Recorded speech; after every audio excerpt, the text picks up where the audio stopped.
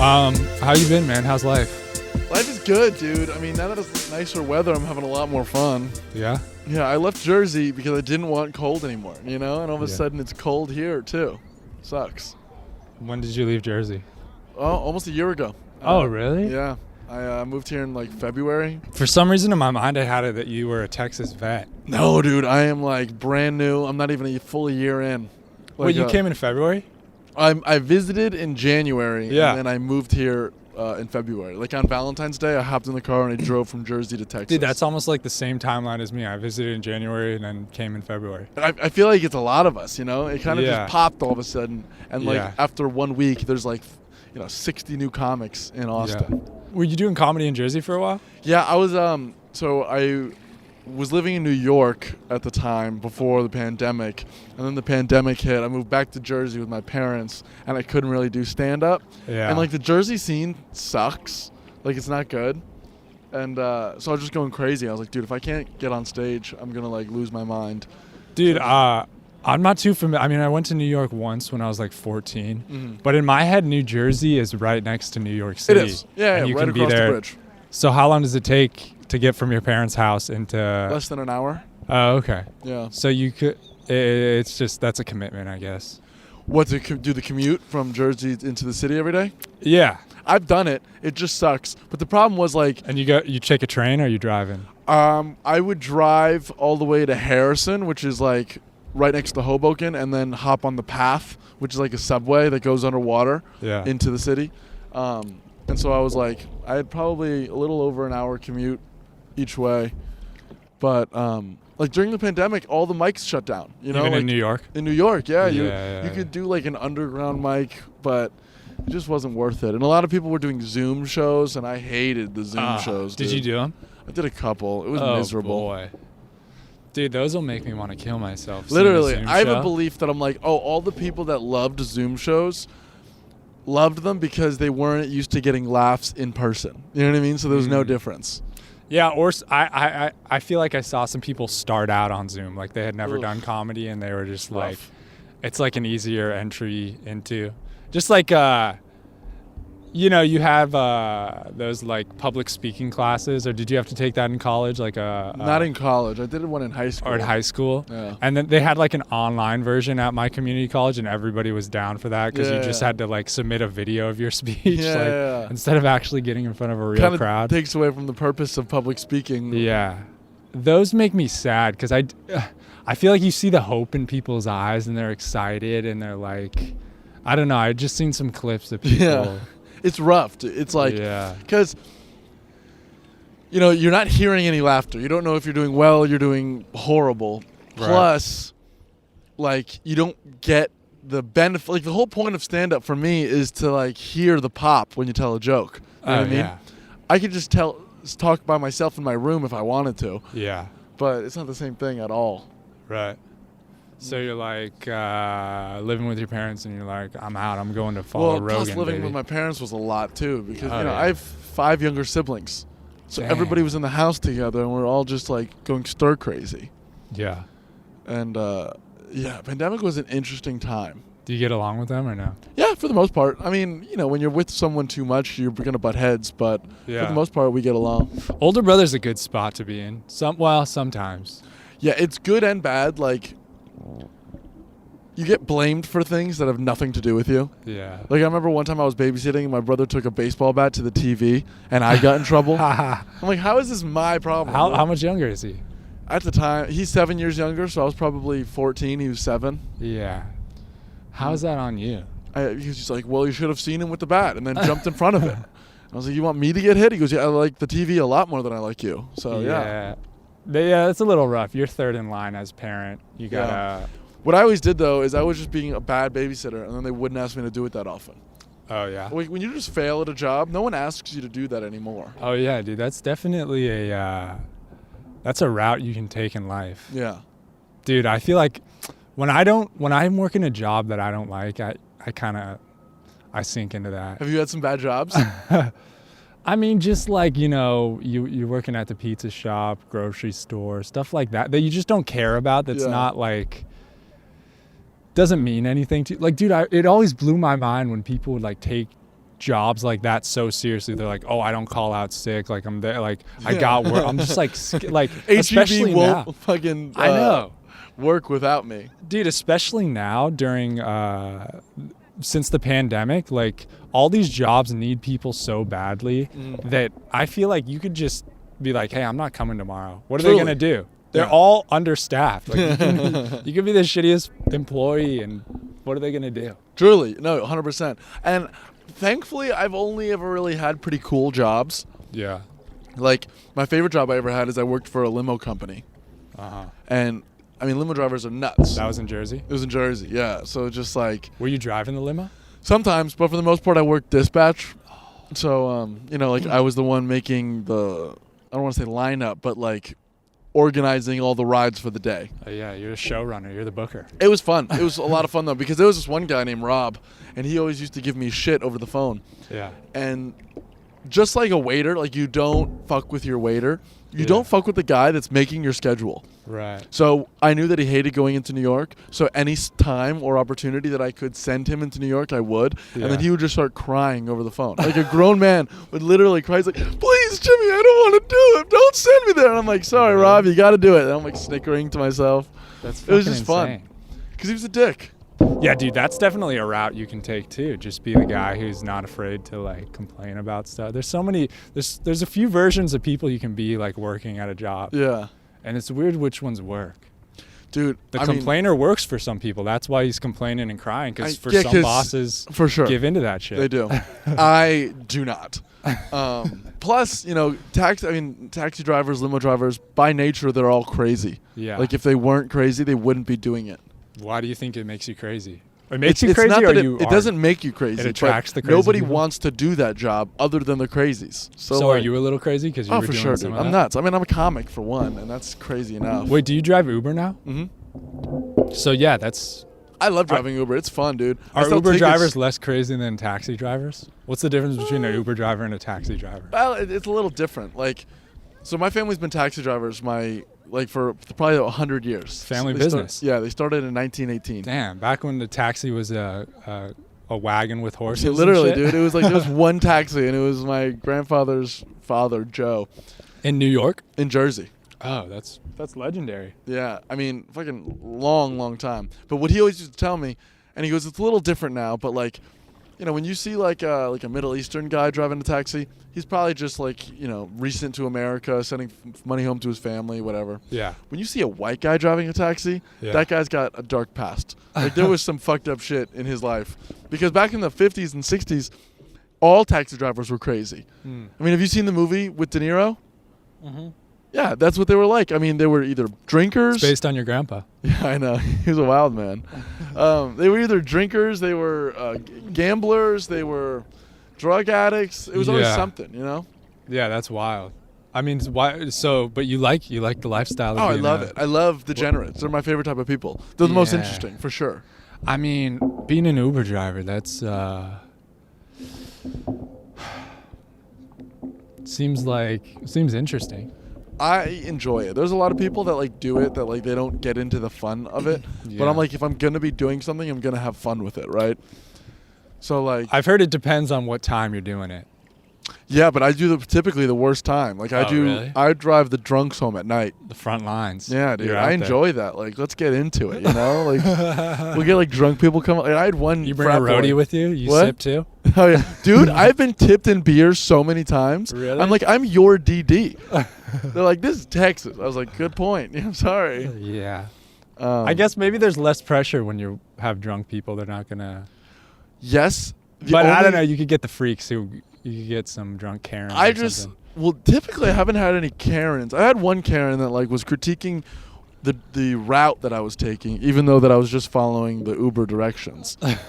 She was like, I normally go on 7th Street. Oh, dude, this is 6th Street. And I was dude, like, that's old people so much. Like, want to try to give you direction. Like, you ever had like a relative who's like, oh yeah, you're like, dude, I'm gonna punch it into my phone. I know, literally. And my mom is that person. It's gonna take for account the traffic. Like, you don't know. Like, what if your phone dies? I'm like, I'm in the car. There's a charger. That'll never happen. Yeah. If my phone dies, I die. So that's how that. Are you good with directions or no? No. Yeah. No, dude. I mean, it's sad. Like, even And it's like just a habit. Like I'll get in the car and I'll be like, I know how to get home from here, but I just... You do it anyway? You type it in? I just type it in because... What do you use, Waze? I don't know. No, Google Maps. Google Maps? Yeah. What do you use? I use Google Maps if I'm like going somewhere that I don't know, but for the most part, I can get anywhere in Austin without the GPS. That's pretty... Yeah, I can do it too. I just... I mean, I can't get all the way anywhere, but if it's like a location, I know my geography around here. I know the neighborhood, but I also, I guess maybe it's just like a thing of wanting to know if there's an accident or something, or if there's a better way to. Well, the good thing about Waze is they tell you where the cops are. Yeah. And in Jersey, that's like key. In Texas, it really doesn't seem to matter because I don't see anyone get pulled over inside of Austin. No, I got pulled over twice and I just got high fives. Was it in Austin or was it outside? It was, I guess technically my neighborhood is just outside of Austin, I think. Because like you go to Lakeway, they'll let you up if you're doing 5 over. Yeah. But inside of Austin, like it's wild. I'll see people that are hammered drunk and like swerving all over the road and the cops are just like, go about your day. Yeah, both times they pulled me over and were just like, don't do it again, which I was like, wow. What were you doing, texting? No, I ran a stop sign, and then the other one was I was speeding. But that one, too, was like, I was going like, he waited till I went like 1 mile per hour over and just pulled me over and was like, I think maybe he just wanted someone to talk to. Yeah. Because I was late on my way home from the Astroworld concert. You went to Astroworld? Yeah. How was that? It was a lot of fun, to be honest. Yeah? Because, and it sounds maybe insensitive to say or something, but to be honest, it was like one of the best concerts I had been to. Yeah. Because I was completely unaware of the tragedies that happened. Really? So not the whole concert wasn't freaking out when that happened? No. I think that's a common misconception, too. Well, when you read the articles, it's like people were screaming, stop. Oh, yeah, that for sure went on. But you got to think of how many people were there, 40,000 or whatever. Is it that many? I don't know how many people were there. But, I wasn't at the front trying to mosh or trying to get as close. Or, a lot of people I think that got in trouble were the ones who were camping out at Travis Scott's stage for 8 hours. Like, since when the gates opened, there were people who just ran straight. There was 2 stages. One was just going to be Travis Scott's. They missed the whole rest of the festival to camp out for. Wow. Who else was there? I'm not even too much into any of the artists that were there. Yeah. A band I like, Tori Moi, was there. Okay. And the only reason I went is my friend helps manage them, and so he got us free VIP tickets. Oh, that's And that's sick. what made it so cool too. We were in the VIP section. Yeah. We're backstage. We're like.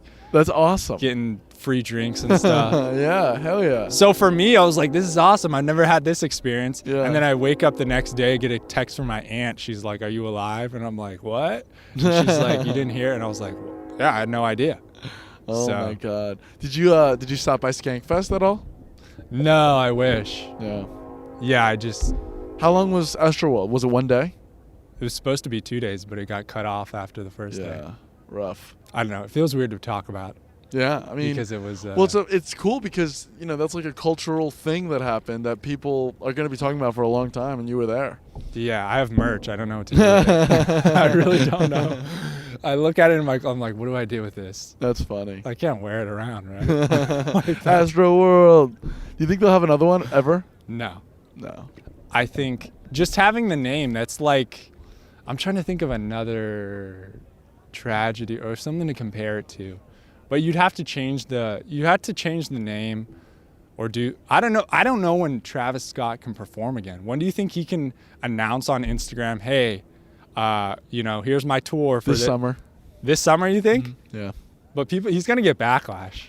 Yeah, but you're going to get backlash no matter what you do. You're right. Even if that whole Astroworld thing didn't happen, and he goes, hey, I'm going on tour, people would be like, in the middle of a pandemic, you piece of shit. Right. It doesn't matter what you do. People are always going to have an opinion of it. Yeah. Huh, that's interesting. Maybe there's, so much backlash nowadays that it's people are numb to it maybe a little bit more. For sure. I mean, the news cycle is like 2 days. Yeah. So honestly, what I found is if you ever get canceled or anything bad happens, if you just keep your mouth shut for a week, you're fine. Yeah, you think? Yeah, like look at someone that like shut up about it, right? James Franco hasn't said a damn word about it. Yeah. He's still making movies. Is he? Yeah. I feel like I haven't seen him in a movie since The Disaster Artist. Oh, he's had plenty of movies since then. That was in like 2017, I think. He's had at least 2 or 3, but yeah, I mean, no one has that good of a memory to stay mad at someone. Yeah, but in the same, I mean, didn't Seth Rogen recently say like I'm not gonna make movies? Yeah, but Seth Rogen is such a cuck. He's such a cuck now, man. But like, what about Ansel Elgort? You know him? Yeah. So he got in trouble for the same thing. Someone accused him of sexual assault. He kept his fucking mouth shut, and now he's in the new West Side Story as like the lead. Yeah. Huh. I feel like there's different degrees and there's different. Yeah, I don't know. I don't know what makes. I mean, what do you think about the approach of just carrying on through? Like, remember back in the day, Trump got, when the whole grab her by the pussy thing came out, I was like, he's over, it's done. But he just kept trucking through and was just basically like, he didn't go away or stay quiet. That's true. Yeah, I mean, is that it? It's also like you can't cancel someone for something that their fans like. You know what I mean? And you're saying his fans liked it. Yeah, for the most part, if you're like a big Trump guy, yeah, you're not unhappy. You're not like ashamed at the grab her by the pussy comment. Right. You're like, that's kind of what I expected. Yeah. Right? Yeah. No, that is true. Yeah, like certain people like Trump and like Joe Rogan too, I feel like can never get canceled because his fan base likes him. Yeah, and he's talking about shit that they want to hear him talk about. And so, Tim Dillon as another one. He could say whatever the fuck he wants. And people are like, yeah. Yeah. I guess that's the spot you need to be in, right? Is that what you want to be in with the fan base? To be like, I don't know. Well, the problem is, and I just, of what I've noticed, I think that people that go after like the woke audience and they want to be looked at as like, oh my god, this person's like a really good guy and like he's so caring, blah blah blah. They're the ones that are going to turn on you quicker. Yeah. Whereas like if you are kind of just like unabashful about who you are and what you do, and I'm not saying that you're like, oh fucking I like raping and I want to keep doing that. I'm not saying that shit. Yeah. But I'm saying like, Tim Dillon talks about wild shit and he people like that about him. Yeah. So he's allowed to get away with it. Whereas like, who's a good example? Lena Dunham. Yeah. Right? Lena Dunham is always like, oh, I'm on the right side of history. I'm doing this. I'm doing that. And then, she says something and everybody drops her immediately like that. Yeah. Whereas or Ellen, another one. Yeah. I guess she didn't full on get canceled, but she did a little, and she had to quit her show of 30 years. Yeah. Yeah, it's almost like if you pick your brand as being super nice and not having any like bad qualities, or like you're like present yourself as the perfect human, then you gotta poke holes in it. Yeah, you gotta stay within that box otherwise. So if you present yourself as like, hey, I got some fucked up shit going on, then we get what we expect. Truly. I mean, like, that's why I didn't understand something like do you remember when Marilyn Manson got canceled? Yeah. They're like, oh, Marilyn Manson's a really bad boyfriend. Who didn't see that shit coming? Like, look at him. Of course he's a bad boyfriend. Right. That's why I don't think any rappers have been canceled, because no one's surprised by any of that behavior. Yeah, they're much more willing to talk about it in their songs, and they say crazy like, shit. Dude, I fuck girls and I'm toxic. And like any album of Future's is like a confession. Like if anyone else said half the things that he said, they'd be canceled. Yeah. But it's Future, and you're like, hey, well, that's what he is. Right. Yeah, even like Chris Brown still goes on huge tours and stuff. Exactly. I wonder if his new canceling is going to affect him in any way. No. Yeah, probably not. Probably not. That's crazy. People are hypocrites, man. Yeah. So, what do you think? You think you'll ever get canceled? No. You got to be big to get canceled, right? What? You got to be. Yeah, I don't want to be famous for one. Really? Yeah, no. I would much rather be like behind the scenes. Oh, really? Yeah. Like, I love comedians, and I'm always going to do stand-up just because I love it and I want to be around all comics. But, like, what I would like to do is, like make movies or something, but I don't have to be the star of it, Or not even movies, just like anything. Like I love podcasting. Some of my Yeah. biggest influences are like Howard Stern, Judd Apatow, and like Mark Duplass. Yeah. The guys that. Who's Mark Duplass? Have you ever seen the TV show The Morning Show? No, but I know what it is. Or have you ever seen The League? I've heard of it, but I Okay. don't watch much shit. Movie Jeff Who Lives at Home. I never heard of it. Whatever. He's this dude from Louisiana, and him and his brother are both actors, but they also are filmmakers, and they make their own movies for like dirt cheap. They sell it to like HBO or Netflix, make enough money to like pay off all the bills, and then do it again. Yeah. And they just keep doing that, and it seems like the most fun thing ever. Like literally, whenever they have an idea, they can just create it. Yeah. And that's my favorite part about really this business is like the ability to create new shit. You know. Have you been involved in any films or anything like that? Yeah, so when I was living in New York, I was working at a film production company. And Did you go to film school? Yep, I did. I went to Fordham, which had a film program, and I studied film at that. It was like a general liberal arts college. How was it? It was fine. I don't know. I wasn't thrilled with it. It's just because, like, I don't like film people. Yeah. I like comics. Yeah. You know, film people are, for the most part, douchebags. Oh, really? Like for Actors or the people making? example, both. Oh, the whole thing. Yeah, they're just so pretentious. Yeah. Like, for example, you have no budget, right, for your Yeah. podcast, but we're still out here making something. Uh-huh. You bought your own camera equipment, you brought your own podcasting equipment, and now we're out here and doing it. Right. Rather than you sitting in your room and being like, dude, I could make such a good podcast, I just don't have the budget. Right. You know what I mean? I can't tell you how many loser filmmakers I've heard say, I don't have the budget. And I'm like, you have a better access to camera equipment today than Alfred Hitchcock ever did. Right. What are you doing? Yeah. Like, make something. Yeah. Plus, you can't get good at something until you make it. And Yeah. people want to, like, they don't want to shoot their short film unless it's on a $15,000 camera. And I'm like, make something shitty first. It's Yeah. going to be shitty. Yeah, it does seem like in that world there's so much on like waiting for other people to give you stuff. That is cool about comedy. A lot of guys, especially in the film world, they're always running around and they're like, they're trying to get some funding for their new picture or do this or do that. And I'm like, bro, there are so many people online that are just like making such great content Yeah. that people will fund it because they are fans of the content. You know what I mean? Yeah. So even before you were into comedy, was that kind of like I've always been into comedy. I've wanted to be a comedian since I was 8 years old. Really? Mm-hmm. Who did you want to be? The Carrot Top or what? I loved Louis Black when I was a little kid. Louis Black. Yeah. Have you ever seen Accepted? Yeah. He plays the professor. Oh, yeah. dean? Yeah, Louis Black. Yeah, he's a neurotic Jew that loves to yell about politics. And I was an 8-year-old kid, so I didn't even understand politics, but I just thought it was so cool how Wait, how did he get into your sphere from watching my Accepted? grandfather loved him. Oh, right? Yeah. I've always also been really, really into movies. And like in my family, we play this game called the movie game, which is like you say an actor or an actress, and then I say a movie that they're in, and then you say another actor or actress that's in that movie, and we just keep going back and forth. That's cool. And I've like never been beaten. You guys are so cultured. Well, just for movies. Like I don't know anything about art. I don't know anything about, you know. Wait, do you want to play right now? Yeah, let's go. Give it Wait, to me. so I'm a little confused. How do you play? Okay, just you can start out by saying a movie title or an actor or actress. Horton Hears a Who. Okay. Are we talking about the modern one? Yeah, DreamWorks Pictures. Yeah. Isn't Zach Galifianakis in that one? Sounds good to me. Okay, I've never so seen then, it. so that's another aspect of the game is basically you say movie, I say an actor or actress. Yeah. If I can't think of one, I can say challenge, and you have to name an actor or actress. And if you can't, then you get a point. If you can, I get a point, and whoever has the most points at the end of the game loses. It's like golf. Okay. So go for it. Any actor, actress, or movie title. Whitney Houston.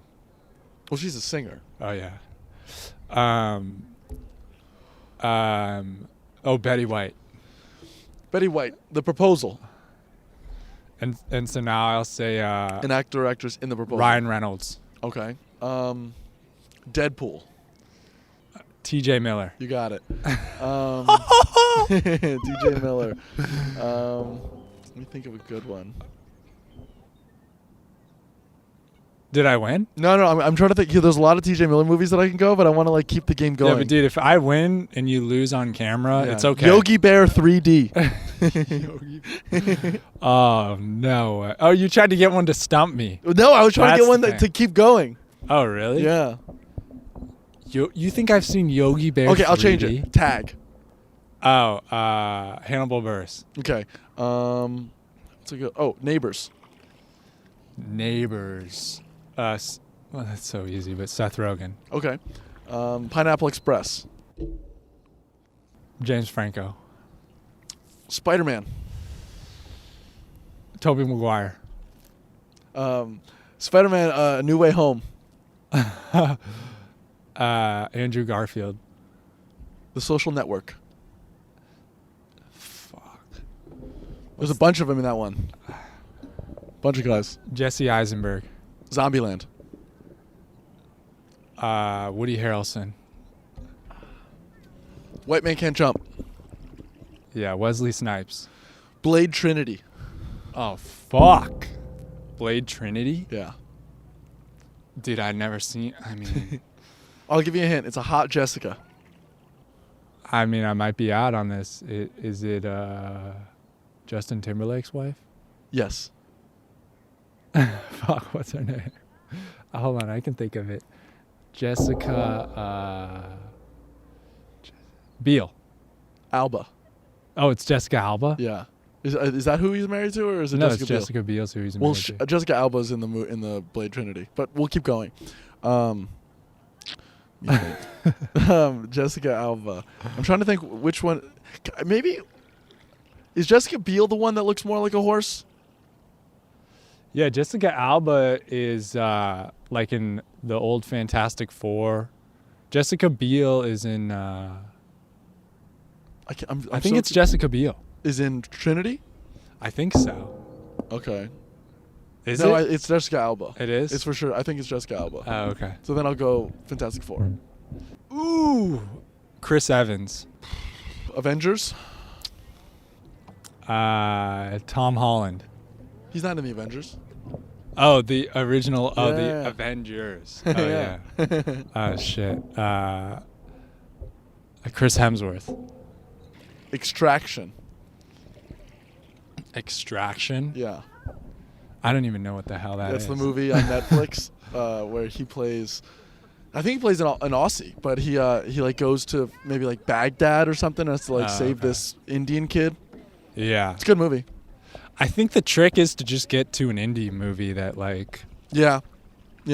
I'll tell you, we'll play against like room full of people, and it's so much fun because once like the good guys start going, like when you're like Robert Downey Jr. and Chris Evans and the big guys, they'll get out of the game, and then you're like, God damn it, what do I do now? Yeah, you got me on Extraction. Okay, you're good. You know a lot of movies. But I love movies. Like it's one of my I fucking love movies. You just watch movies all the time? Yeah.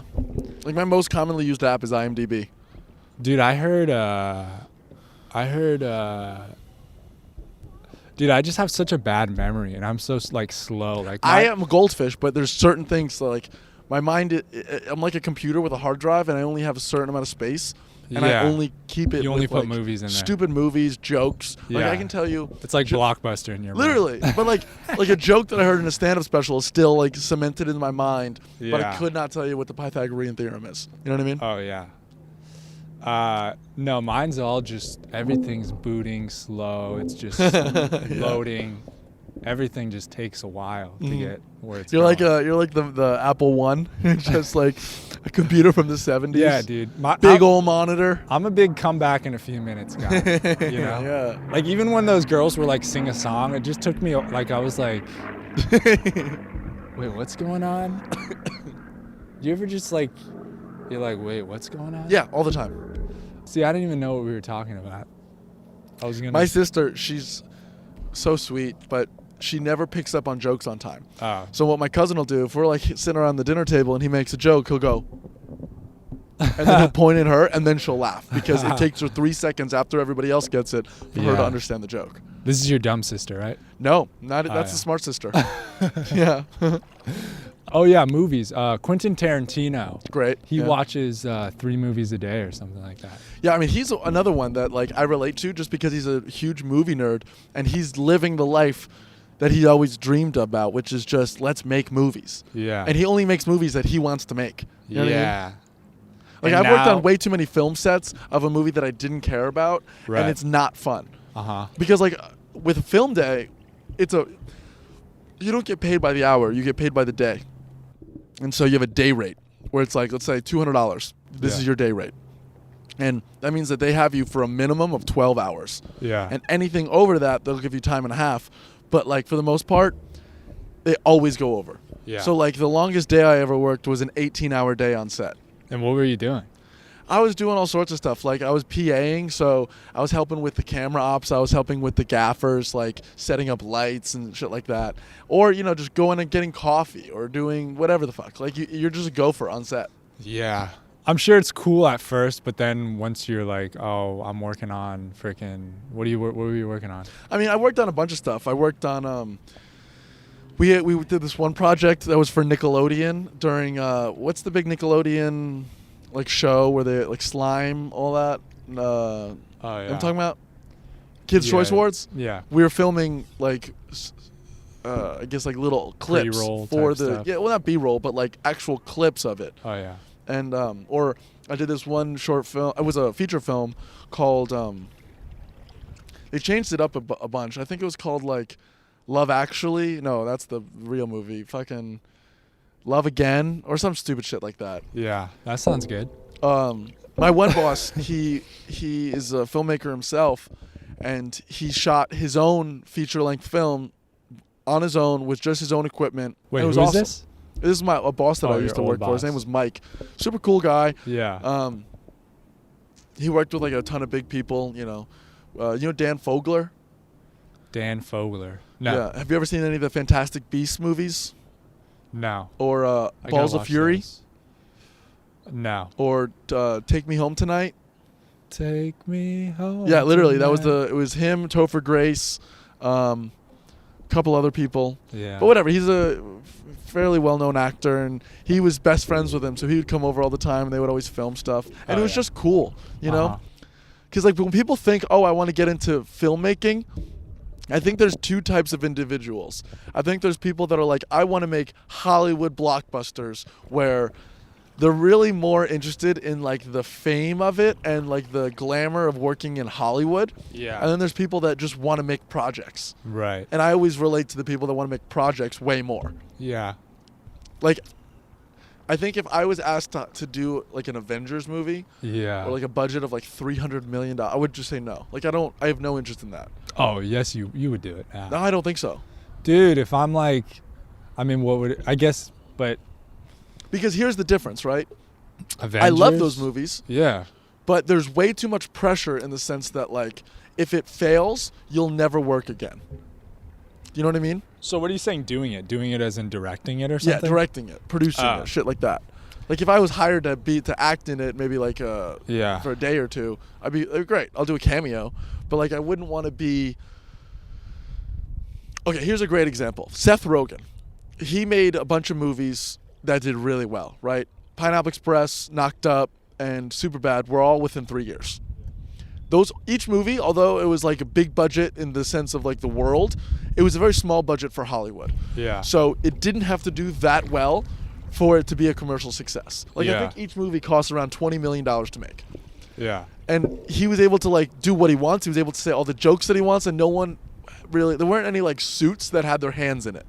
Yeah. Whereas like when he made the movie Green Hornet, that was a $160 million movie. Dang. And so every day they had new people from the studio coming to set saying, let me see, they would change this, they would change that. And all of a sudden it became a movie that was not the movie that he wanted to make. And that's why it sucked. Right. And then once it sucked, he now gets punched in the face saying, oh, Seth Rogen can't do this. And then it was all of a sudden a lot more difficult for him to get funding for the next movie. Yeah.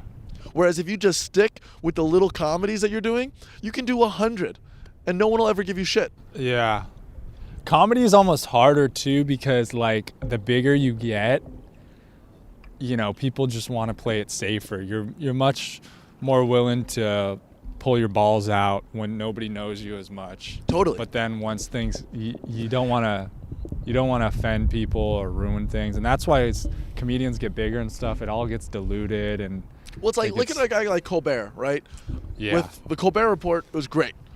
And it was because he was going for comedy every time. Right. And now he's getting paid $25 million a year by CBS to do The Late Show. And so he can't say any of the shit that goes against CBS. Yep.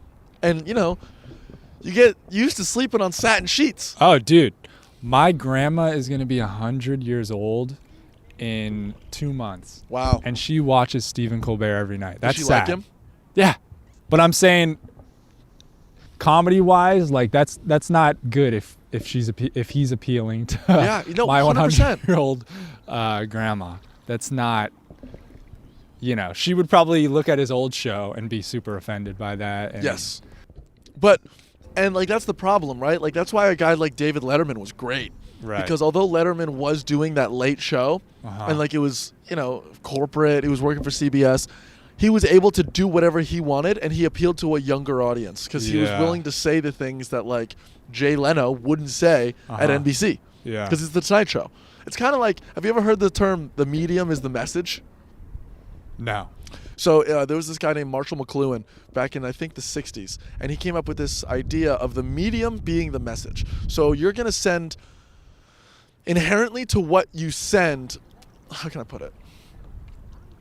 You're not going to say the same thing to someone in a text message that you would in an email, right? Oh, yeah. With an email, it's inherently more formal. Right. Because the medium of email is more formal than the medium of text message. Yeah. And so when you're doing a show like The Tonight Show, where you're supposed to reach as wide of an audience as you possibly can, you're not going to be able to say the same shit that you would if you're Eric Andre and you're doing a show for Adult Swim. Yeah. You know what I mean? Yeah. And then even more so, not as much as if you're doing a podcast now exactly on YouTube or wherever where, you have... That's why, if you listen to a podcast that has 100 viewers, they'll be saying the craziest shit, And I think that ruins a lot of these late night shows in a way, is like the age of the internet. It's like the young people went away to little niches. Do you know why they did that?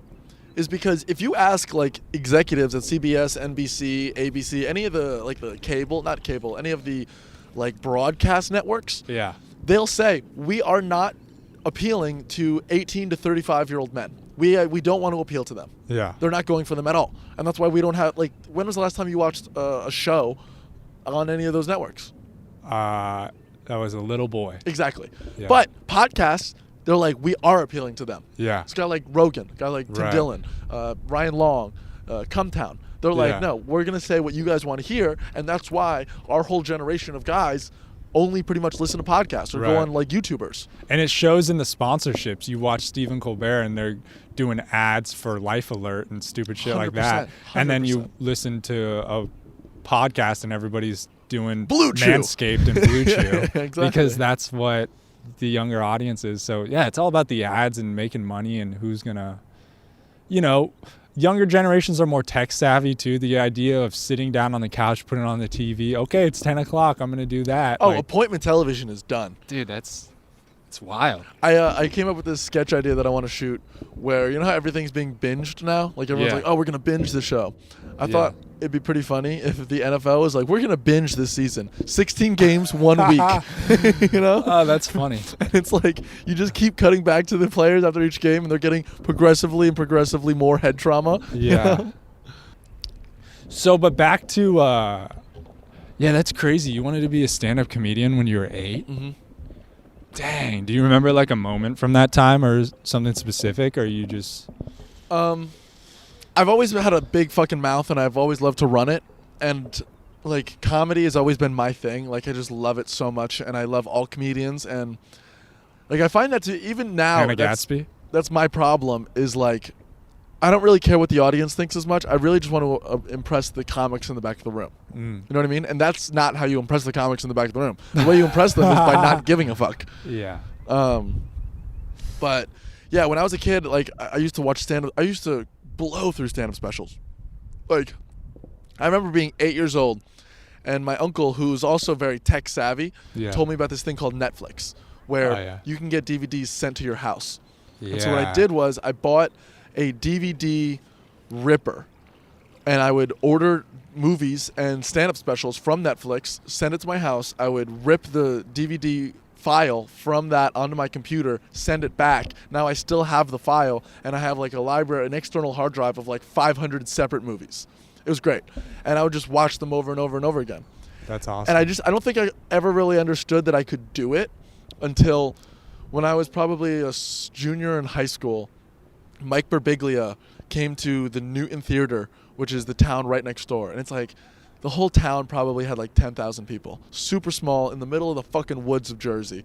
And I just saw him like sell out this theater and talk and just like do jokes and stand up. But like it wasn't just stand up because he brought in like actual heart to the show. And you could tell it was a show rather than 60 minutes of comedy that he wrote that year. And I was like, I can do this. And so like one of my biggest goals is I want to sell out the Newton Theater. Dang. That'd be sweet. It would be sweet. And it's not like no one fucking knows about it, but it would just be for me. You know what I mean? Yeah. It's like achieving that childhood dream that you've always had. You could do it. Eventually. Yeah, I feel like until I actually got in front of a real stand-up show, like you grow up, you see some stand-up specials, and I wasn't a huge comedy nerd or anything, but I liked watching stand-ups on late night shows and things like that. Who were your guys? That I liked growing up? Who did I like growing up? I mean, I don't know too early. I mean, I always liked Louis' specials. Yeah. When I was in like high school and stuff. Were you ever the kid that would turn on Pandora and then just play like stand up, and you would hear a bunch of different people because they would shuffle it through them? No, not too much.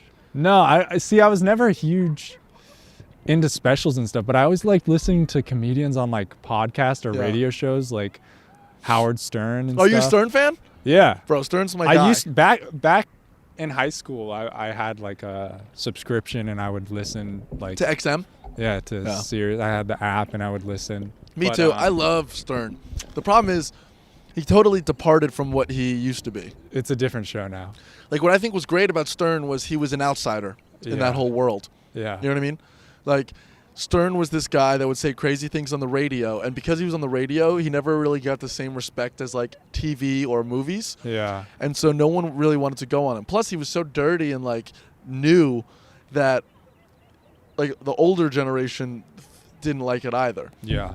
But now he's at the point where all the people that listened to him back then are adults, and they're the ones that are famous, and so they give him all this clout, and he's so desperately afraid of going back to that because, listen, he's a fucking insecure boy when it comes down to it. Yeah. And so he's just very much like, he's trying to be crazy Howard Stern, but he's doing it in a way that's like super woke, and it's not him. I'm not even talking like politically. I just mean like he shits on his old material. Yeah. You know, he's like, oh, don't read any of my other books. They're all garbage. And it's like, yeah, but that's what a whole generation of fans grew up listening to. And when you shit on it, it's like you're almost shitting on us now. You're calling us stupid for enjoying that. Right.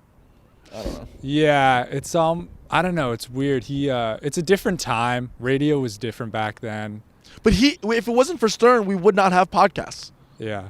Like he created the genre of like, let's just talk for an hour. Yeah. Before Stern, in every radio show, for one, they weren't, what's the word? Syndicated? Syndicated, thank you. Before the radio shows weren't syndicated. They were all within the same like general area. Right. And every 15 minutes, they had to say the time of day and the weather and the traffic. Mm-hmm. And Stern's like, they don't care. They're sitting in their car. They know what the traffic is. Mm-hmm. Okay? Every car has a clock. They don't care about the time. Yeah. We're just going to do bits. And then people loved it. Yeah. And he really, like, I don't know if, have you seen Private Parts? No. I should check it out. It's a great movie. Yeah. But you can see all of the trouble that he had at NBC fighting that old school guard. Yeah. So, yeah, I've heard him talk about, like, he's not fighting against that anymore. And now he has, like, a spot where he can say anything. So, like, some of that fighting against, the FCC protocol and stuff was trying to push the bar, but now he's like has the freedom to say whatever. So plus I think he's honestly kind of over it. Yeah, he works 3 days a week, and he takes the whole summer off. Yeah. And if you look like guys like Shuley, who have recently left the show, he has his own podcast, and he'll talk about the fact that like Stern does not want to put on the funniest guys that there are. Like he won't have Tim Dillon on because Tim Dillon just goes against too many of the things that he's now been preaching. Yeah. Even though Stern back in the day he was like a troublemaker. Like he would put people on just so they would fight on the air. He used to have strippers lay over his knee, and then he would play butt bongos, and he would give prizes to people that would call in that could guess what song he was playing. Like that's crazy. Dude, what is it about old people? Like I would always think that when I became old, I would just not give a fuck and I'd get crazier. But it seems like a lot of old people now, they just they play it safe. Well, they're tired. They're tired. Yeah. There's a certain amount of like, at the time when Stern was doing all these things, he didn't have any money. Right? He was probably making like $100,000 a year, which in New York is not that much. Like it's hard to live in New York off $100,000. And he would go home to his family, 3 kids. He was this regular guy that had a regular job. And that's what a lot of people related to him with. Yeah. And now, he signed for $500 million.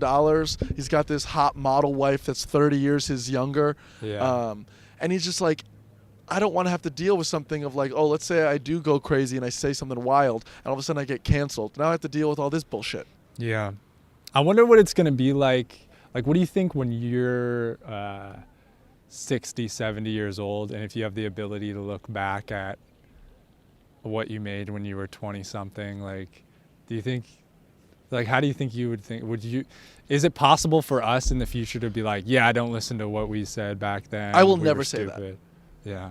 Because it's like, it's context. But yeah, for sure it's context. But also, like, do you look back at when you were a baby, not a baby, but like kindergartner, and you look at the things that you drew, and you're like, guys, don't judge me based on that. No, it's ridiculous. No one's gonna judge you based on that. And like, even with the Kevin Hart thing, remember when Kevin Hart got canceled for saying that he was gonna, smash a dollhouse on his son's head if he was gay? Yeah. That was 10 years ago. Yeah. People grow and they change, and I think that we're all starting to realize that a little bit more, that like you can't, just because someone fucked up once in their past doesn't mean that they're a bad person today. Like, you're a different person you are now than you were 10 years ago, and you're going to be a different person in 10 years. Yeah. And so I think it's pandering to apologize for that. So you're optimistic about the future of people being canceled and everybody? Well, I don't believe cancel culture is real. Yeah. I don't. I think that if you give it power, then it's real. Yeah. But I just would never give it power. Yeah, yeah. I mean, it's so true that, like, a lot of the stuff on the internet is the people who are talking. And there's a lot of people who don't say anything about anything. Yeah. Who are the majority of people. And most people don't care. Right. Like, Twitter, 90% of tweets are made by 10% of people on Twitter. Yeah.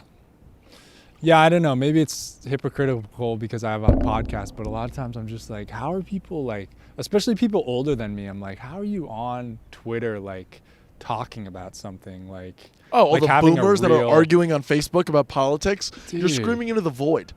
It's crazy. Like, one thing that I never want to do is I never want to preach. You know what I mean? Yeah. That's not my job. I'm a comedian. I'm supposed to make you laugh. And if I'm not making you laugh, then I'm not doing my job. I never want to be too firm on anything and be like, this is how it is. Like, I feel like I don't know shit.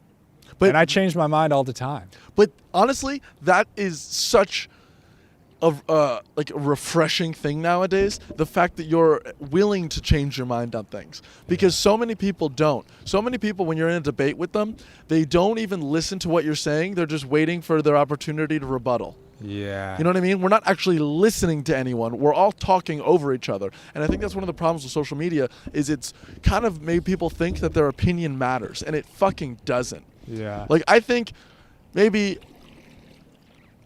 I have opinions that I'm very strong about things that I know. Yeah. We're talking comedy.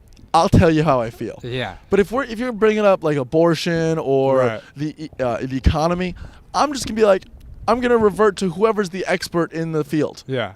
Well, it's also a different thing to be talking about a movie and be passionate about that, but as opposed to trying to be passionate about telling people to change their lives. Like, and the worst thing is, like, the people that are telling you to change don't look in the fucking mirror. Yeah. You know what I mean? Like that fucking Bible quote.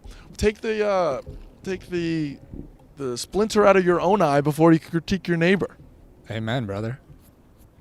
Did you grow up religious? Dude, fuck yeah. I'm an Irish Catholic from Jersey. I mean, we went to church every day. Oh, yeah? I remember... You still go? Not as much in Austin, but I went to a Catholic high school. I went to a Catholic college. Like, I know a lot about, like, the catechism and Catholicism and whatnot, and I enjoy religion. And I would never say, like, oh, I'm an atheist. Yeah. Because, like, religion has been very helpful and comforting in moments that I need it. But... Like when? You know, like, whenever you're going through shit in life, yeah. like, it's nice to know that there's, like, a bigger power than you, and for the most part, whatever you're worried about isn't really that important. Yeah. I also think it's such a lame fucking argument to be like, you know, religion's stupid and there is no God. And it's like, okay, then why are you arguing? Like, what do you give a fuck? Yeah. People argue about Harry Potter. You're going to say, Harry Potter's not real, and it's stupid. Why are you even getting so, you know, fucking worked up about this? It's like, it doesn't matter. If you don't think it's real, fine. Why are you arguing with people that do? All it does is it makes them feel better, and you're like, you shouldn't feel better. Yeah. Like, yeah, treat everyone well, but if you look at the basis of really any religion, it's all the same shit. Treat people with kindness, and then you're good. Mm-hmm. Yeah, I've always felt like arguing, or even like sometimes I don't even want to share my opinion or what I believe because I'm like, even let's say I can convince somebody that God's not real or that their religion is whack. Yeah. Like, what if it's helping them? Like, is that really what's the good? If I can go to my grandma 100%. and make her not believe in God anymore, is that going to help her out? No. No. Plus, you'd be surprised, not many atheists on their deathbed. You know what I'm saying? Yeah. I mean, there's got to be something, I think. I don't know. Maybe not. Who knows? But it's also, that's kind of the fun of life, is that we don't know when we have to figure it out. Like when you're figuring out a joke. You know, you're like, I think that there's something funny here, but I don't know what it is yet. And you have to, like, really just work and pick at it. What my problem is with religion is when people don't question it. Because if you don't question faith, then what is the point of it? Yeah. Especially, like, growing up in something, you kind of got to take a moment to be like, you know, your whole life you were being told, like, this is how it goes. You got to... whatever you were raised up in, I think it's natural to look around and be like, is this what I believe because it's me, or is it because of my environment? Mm-hmm. Like, I love questioning religion and, like, you know, reading up about it. Like, my uncle's a priest, and we'll just have conversations about it, you know? Yeah. And they don't get heated in the way I'm like, you're an idiot, or he's like, you're an idiot, blah, blah, blah. But, like, my mother, she doesn't question it at all. Yeah. And I'm like, how strong is your faith if you're not going to question it? Yeah. I mean, I could imagine it'd be scary for some people, you know, to try to... It's like, you know, you got this thing that's working and you got your jam. It's like, if there's it's just, you feel comfortable in what you're, you know, it's scary to be like, oh, I go down this rabbit hole and then I'm an atheist and now I hate all of my family, or like, I don't know. But the interesting thing that I found is the people that I think that do the most work on it to try to figure it out typically always end up being the most faithful. Plus, I mean, there's so many different examples of that story of, like, you know, the Bible in modern literature, and people fucking love that. Like, Harry Potter is the same shit as the fucking New Testament. Yeah. Have you seen The Lord of the Rings? Yes. Mm-hmm. I just watched it for the first time. All of them? All three? Yeah. Last night I just finished. Last night? What was it, a 7-hour adventure? No, last night I finished The Return of the King. Okay, cool. It was awesome. So I had a girlfriend that was super into Lord of the Rings. Yeah. I don't really typically get into, like, the fantasy stuff. Like, I don't really like knights with swords and all that. Except the Bible. I'm just kidding. But I don't even... It's not like I'm watching that on Netflix either, you know? Like, unless it's a comedy or it's some guy blowing something up, I don't really want to see it. You know, like, I love, like, action films. I love comedies. I love thrillers. But, like, I just... The only really fantasy I get into is vampires. I fucking love vampires. Oh yeah, Twilight. Not Twilight. Have you ever read Anne Rice? No. Really good. What does she make? She has this character named Lestat. Lestat is a 6 foot tall, long-haired, blonde gay man from like 1700s France. Yeah. Do you relate? Yeah, a lot. But what's great about it is like in the first book, it was called The Interview with the Vampire. Oh, I know that one. Yeah, and Lestat basically. I've been meaning to watch that movie. It's a great movie. It's they fucked up a little bit because they made Tom Cruise Lestat and then his buddy is Louis and they made Brad Pitt. I think they should have switched characters. Oh. Because like it's kind of like the same thing with, I don't know if you've ever read any of the Lee Child Jack Reacher books. No, but Tom Cruise is Jack Reacher, right? You seen the movie? No. So in the books, Jack Reacher is this ex-military police Yeah. that is kind of like a vagrant and just goes from town to town solving crimes that he just stumbles upon. Yeah. But like the main point of Jack Reacher is he's fucking huge. Yeah. He's Like in not the books 5'5". they describe. Yeah, Tom Cruise is itty bitty, and don't get me wrong, he's my favorite action star. Yeah. But like they say in the books, when Jack Reacher walks into a doorway, he fills the doorway. Yeah. Like he's that big and he's mean and he's gruff and like. It's like the Punisher or something. A lot like the Punisher, yes. Yeah. And so it kind of fucks it up when I see Tom Cruise, but I'm like, it's different. It's not the same story. It's a different story. Yeah. Whatever.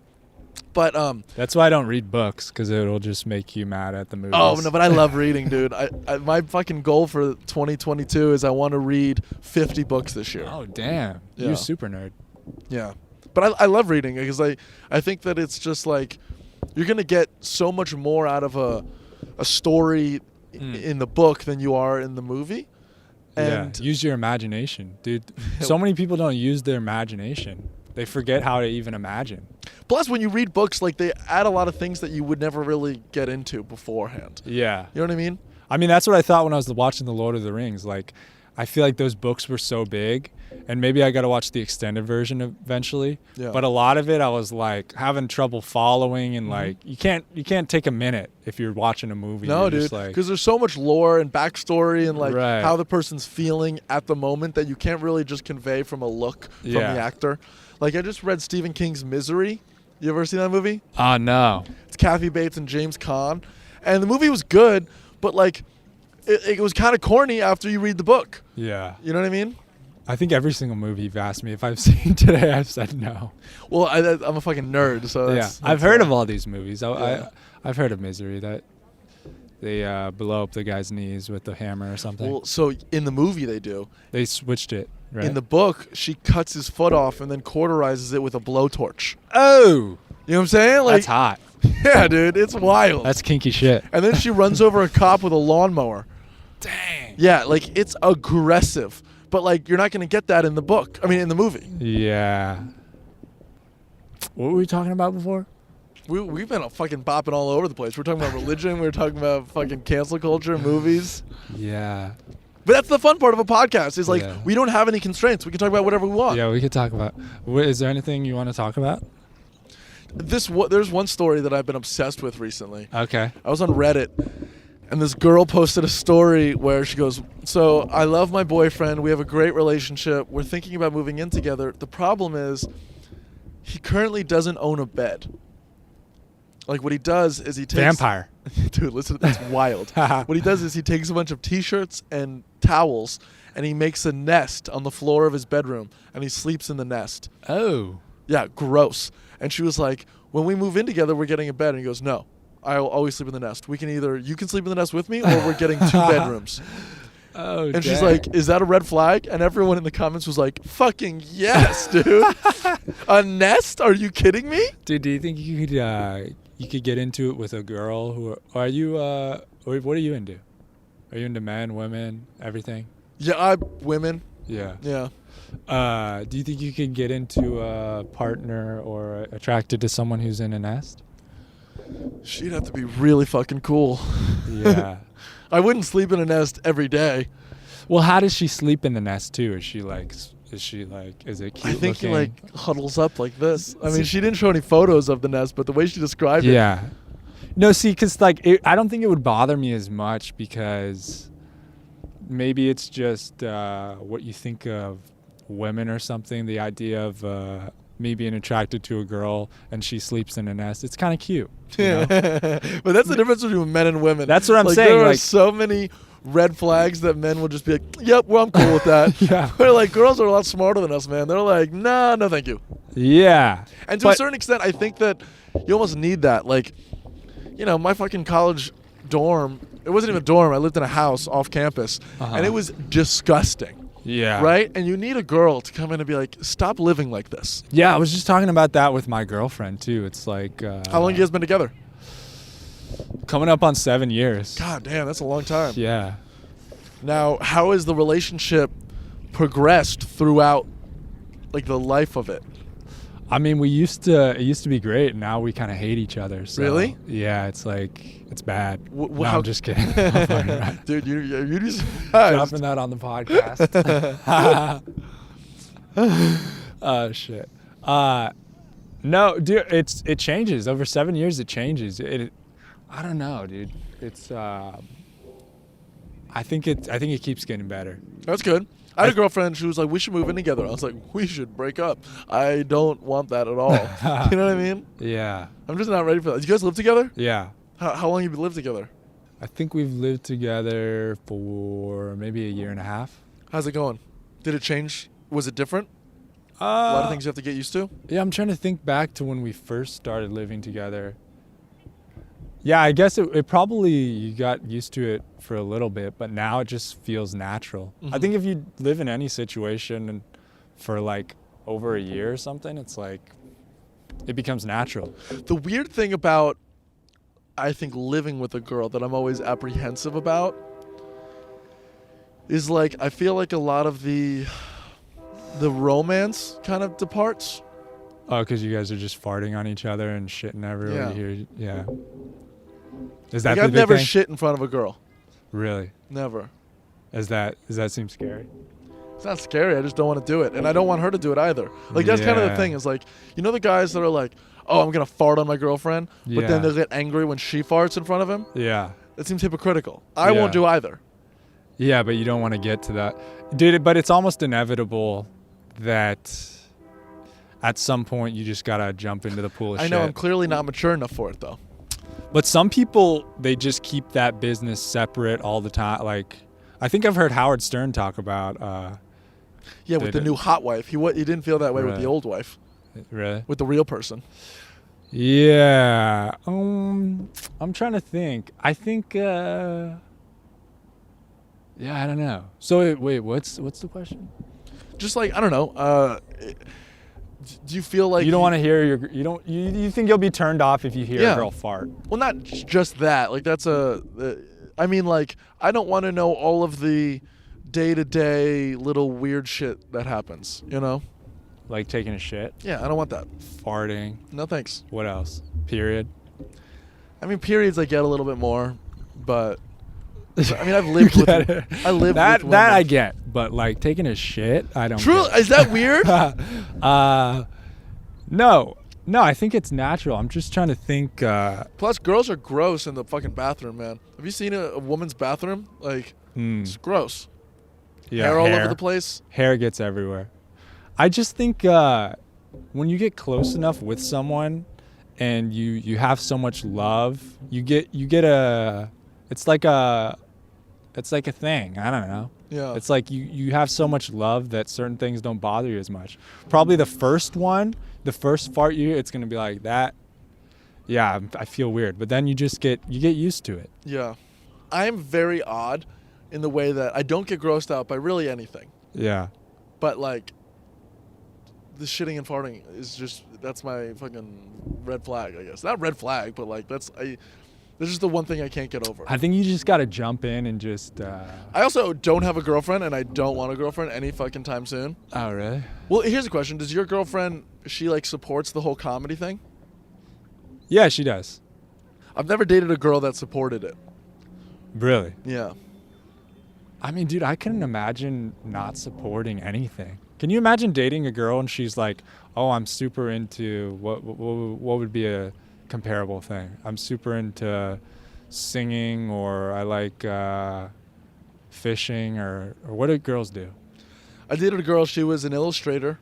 And were you like fuck that. I don't support that shit. Well, that's the exact opposite. I'm super supportive, but like she would do that to my comedy. Because like she was very, very progressive, and she's like, you shouldn't joke about that. And I'm like, why not? And she's like, because. And I'm like, it's not funny. Yeah, and I'm like, maybe I haven't made it funny yet. But like there were a lot of things that she's like, you're not even allowed to talk about that. Yeah, comedy it's actually probably one of the toughest art forms to like get on board with. Especially a big thing is the commitment to going out they don't get every night. They don't get it. At least any girl. But even if they get it, it's hard to want that, you know? Mm-hmm. Like even if you get it, you're like, yeah, I get that you need to go out every night and perform. I still don't want that in a boyfriend. Like, that's not ideal. Of course, and I don't blame them for that. Yeah. And especially when it's like you're not Chris Rock and you're not making a shit ton of money off of this. Like, you're going out as like a hobby. Like, what if this doesn't... I don't know. It's a hard thing to get on board with. I get that. But no, my girlfriend... We've been dating... Grayson. Grayson, okay. I started doing comedy after we've been dating for years. Oh, wow. So she's been along with me the whole ride. And the fact that she wasn't, like you weren't a comic and then you became one and she was still cool with it, that's awesome. She sounds really cool. Oh, she's great. She's awesome. I'm very lucky in a lot of ways. I know that. Do you think you'll put a ring on it or what? How old are you? 24. Okay, yeah, so you're still young. Yeah, dude, I don't even think about that. So everybody they're like, oh, you've been dating 7 years. Like, I don't even, what is marriage? Like, what is it? Like a contract? That I'm not going to cheat on her? Not that you're not going to cheat on her, but it's more just like, there's a difference between, we're together and then like kind of, I mean, you can look at it from the sense of the U.S. government where you're like, oh, now we're like a bonded team. Yeah. In the eyes, like, or for the religious aspect where once you become married, you're no longer necessarily two individuals, but you're kind of one. Yeah. Well, can't we just give a handshake or something and be like, hey, yeah, that's fine. And I feel like, especially nowadays, the purpose of marriage is more to like build a family around. And so if you're not ready to do that, then there's not really a point. I feel like the purpose of marriage nowadays is content, something to post on Instagram. Oh, you think so? I think people get married because they just want to post something. Yeah. They just want the pictures of them in a wedding dress. Well, dude, the weird thing about Texas, man, is a lot of these girls, they're like, I'm 22 years old. I better get married soon. And I'm like, bitch, what? Dude, especially because, like, people, like, how long do you think you're going to live to? 75, maybe. Oh, you think? Yeah. I thought we're going to live to like 200. Oh, no fucking way, dude. I don't want to live that old. You're not going to download your consciousness into the metaverse? No. Yeah. But yeah, it's kind of like with a comedy show. You always want to leave them wanting more. Yeah. I don't have any pressure from my girlfriend to get married, which is nice. And, you know, we love each other and we hang out and we're doing our lives, but we got other stuff to figure out before we're going to plan a wedding. And it's just like... Also, I'd feel better if I was like financially really stable and it just feels like I don't know. Why do people want that so much for other people? I always find it weird when people are like, you should really get married. Like, well, do you know why they want that?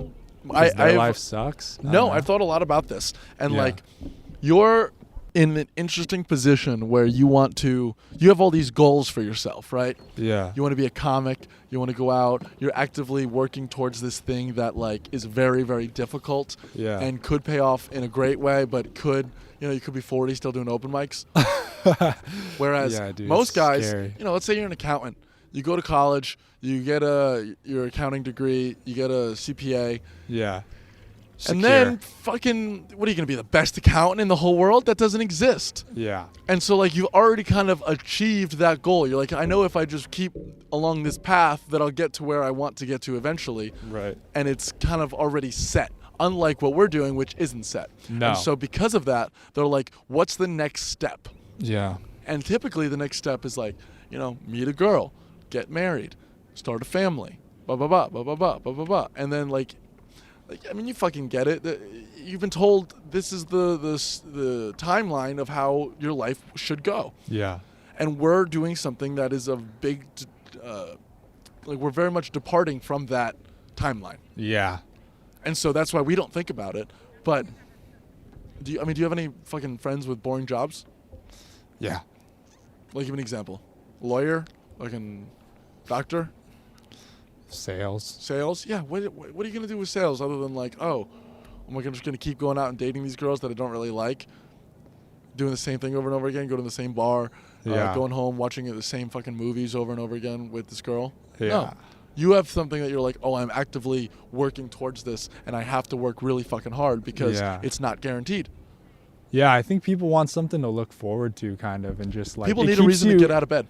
And it keeps you in that shitty job to like have something else you're kind of focusing on. Now you're planning for a wedding, you got marriage coming, you got the kids coming, and it can keep you.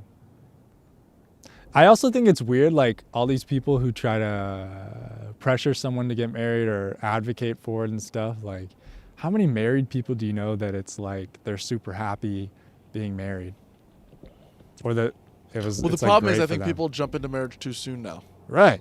So it's like, I feel like, I don't know. It's weird to me to see somebody in a marriage that is not great, or maybe they're kind of stuck in or something, and see those people being like, you should get married. It's like, look at you. Your life sucks. I don't want what you have. Misery loves company. You know what I'm saying?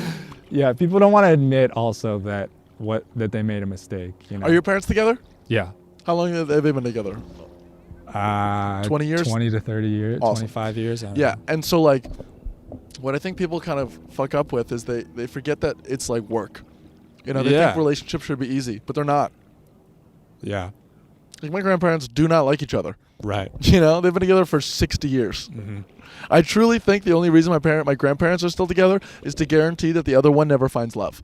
You know what I mean? Like, yeah.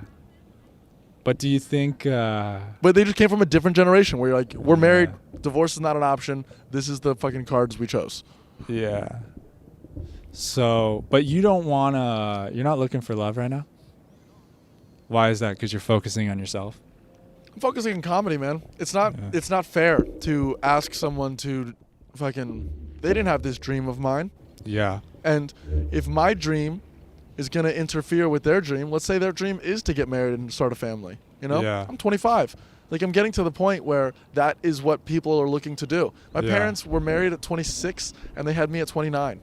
Dude, isn't that crazy? Think about getting married right now. I could not be married right now. Yeah, you gotta...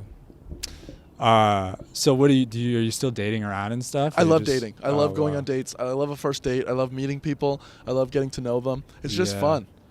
Yeah. But I'm always like clear, like, you know, I'm not really looking for anything serious. And it's not like I'm just trying to fuck either. I'm not like, yo, fucking come over, suck my dick. Like, I like going out to dinner and like, let's go dancing. Let's do something fun, you know? Yeah. Like, we're 20. That's what we should be doing, is having fun. How old are you? 25. Nice. So, but is there going to come a time when you're like, probably Jimmy Cliff's got to settle down? Maybe. I think it's not necessarily about the time. In my head, I'm like, I'm going to meet someone that I'm like, oh, I don't want to fuck this up. Yeah. Do you feel young? Sometimes I feel old and like I'm running out of time. Do you feel like you got all the time in the world? Yes. You do? Well, yes, I do. Because what does that mean, running out of time? I don't know, dude. It's like when I said I'm turning 25 in a couple months, like that seems so old to me, and I'm just like, it just seems so old to not have my life figured out or to be like good or successful at something. And successful is relative, but to be like it seems so old to not have something that I'm like super proud of or to be in a comfortable spot. Like, I look at other 25-year-olds, and even though I don't want to trade my life for what they got going on, I'm like, I don't know, maybe it's security, I don't know. Grass is always greener. And I had a lot of trouble when I was in college accepting that my life is going to be different than everybody else's. Yeah. And what you got to think is, as I said, I love reading. I love reading biographies. And I'll read someone like Kevin Hart's biography, where he's talking about some of the trials and tribulations that he went to before he was able to achieve what most people consider success. Yeah. And when I'm reading it, he's like, you know, it was really fucking difficult, and I was going through all these issues, and I didn't know what was going to happen. And in the back of my head, I'm like, yeah, but I know that you're Kevin Hart now, so it's really not as scary as it may seem. But when you're living it, it is scary. Yeah. And so the thing that I realized is like, the only thing you can actually do is ask yourself, are you happy on a day-to-day basis? And do you wish that you were doing something different? And if you are happy on a day-to-day basis and you don't want to be doing anything different, then what's the point of life? Yeah. I'm not saying fucking carpe diem, only live in the moment, but if you're constantly looking forward to the next thing, you're not going to be able to enjoy what's happening now. Right. And so I always just I'm always trying to be present, and I know that I'm a hard worker, and that if I just keep on the track that I'm going, things are going to work out, because things have always worked out. Yeah. You know what I mean? Like, there's so many comics that are just fucking drug addicts or alcoholics or this or that, and as long as you keep your head on straight and you understand, I have to fucking work harder than everyone, and if I do that, things will work out for me. It's like a weight lifted off your shoulders. Like, I was a lot more stressed out when I was in college working film production because I wasn't doing stand-up as much as I would like to. And I would get in my head about that. It's like, I have this goal that I want to do, and I'm not working towards it, and that's what stressed me out. Yeah. Now that I'm actively working towards it, I don't feel that pressure anymore. That's awesome. Mm-hmm. Do you feel like you're working as hard as you can, or harder than everyone else? I'm never working as hard as I can. I can always work harder. Yeah. I think that I work harder than a lot of people that I see, but I also don't compare myself to others anymore. I compare myself to myself. Yeah, dude. I don't know why I can't stop comparing myself to other people. It's natural. I mean, you grew up in a way where our society completely overemphasizes competition. They make everything a competition, and I don't think everything is a competition. Yeah. And you know what I'm thinking right now? You're making me think of this. Is like having a long-term girlfriend, even though we're not married, I don't have any real responsibility.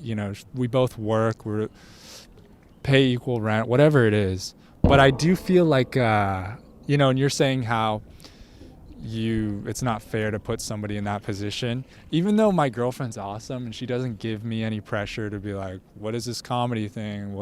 She doesn't do any of that. Yeah. I still like put that own pressure on myself. Of course. That's because you care about her. Yeah. And so there's part of me that's like impatient and is tired of, like having it seems easier in some ways to be single and not have anybody that makes you feel like you have that pressure. Yeah. Do you get what I'm saying? I completely understand what you're saying. You feel like she's relying on you, and every day that you don't achieve that mainstream success that, whether you told her or you're telling yourself that you can do, is a failure. And I don't think that that's a healthy way of looking at it, because I don't think that she looks at you that way, and I don't think you should look at yourself that way either. Yeah. Like, who are some of your biggest influences in terms of like, oh, I would love to model my career after this person? Theo Von, Joe Rogan, Mark Norman, comedy-wise, but also, Donald Glover. Cool. That's a big one. Donald Glover's great. But like, for example, one of my favorites is Ricky Gervais. Tyler, the Creator. Ricky Gervais did not achieve mainstream success until he was 40. Yeah. Is he a failure? Do people judge him for the first 40 years? No. Bill Burr, Louis C.K. Yeah. Even Theo Von. Like, Theo Von, he's in his late 30s. Yeah. He's had like maybe 4 good years of where he's like achieving a high level of success. Yeah. I always look at a guy like Mark Maron. Mark Maron's interesting because he's his biggest obstacle. Getting over himself, getting over his ego. And I think ego typically is someone's biggest pitfall. Yeah. And if you can just drop your ego, you're able to look at things a lot more objectively, and you give yourself a lot more credit. Yeah. But I look at like a lot of these guys, to me they seem like lone wolves, and they didn't have any serious relationships that, Yeah, but I mean, look at someone like Nate Bargatze. Nate Bargatze's been with the same girl since he was 23 years old. Yeah. Or someone like Ray Romano. Ray Romano had a wife and 3 kids when he still was just doing spots at the Cellar making no money. Billy Crystal had a daughter before he started stand-up. Wow, you're an encyclopedia, man. I love it. I'm addicted to comedy. They're my favorite group of people, and I love them, and that's why I care about them so much. After this, I want you to put me onto some stuff. Give me some stuff to Dude, read. I'll give you, for sure. Listen and watch. So yeah, growing up, you were super into comedy, movies, and then I'm curious, like, how you ended up going to film school. So my freshman year of college, I went to Gettysburg College in the middle of Pennsylvania, and I was studying economics, and I hated it. Yeah. I hated it so much, and I was like, what are you doing? You're not working towards anything that you actually want to do. You're taking the easy route. I was like, I love movies. Maybe because I'm not confident enough in myself to become a filmmaker, maybe I'll just become like an agent, or I'll work as like a manager, or like one of the suit guys behind the film, so that I can still be involved, but I don't have to have that same pressure where I can go to a dinner party and tell my parents that I have a real fucking job and I'm making real money. And then I realized, why are you trying to impress the people that you don't even care about? Why don't you just do something for yourself? This is your life, and the only person that makes any decisions in it is you. Yeah. So that's just kind of what I told myself. And then after freshman year, I transferred to Fordham in the middle of the Bronx in New York, and I was doing stand-up in the city. I was making sketches and stuff with my friends. I was, writing essays and writing screenplays. Like I love writing, and I've written like 3 separate feature-length films. I've written a bunch of short films, and it's not like I'm necessarily going to make those things, but I just want to be good at it. You know what I mean? And the only way to get good at something is by doing it. And so, even in college, like from sophomore year to senior year, I still wasn't 100% in. I wasn't 100% in until I moved to Texas. And once I moved to Texas, it was like my outward way of telling myself and everyone around me, this is what I'm doing, this is who I want to be. And since I've done that, I've been happier than I've ever been in my entire life. That's freaking awesome. Yeah, super inspiring. I mean, did you know anyone when you moved here? Not a soul. That's awesome. But I'm pretty good at meeting people. I know how to talk to people.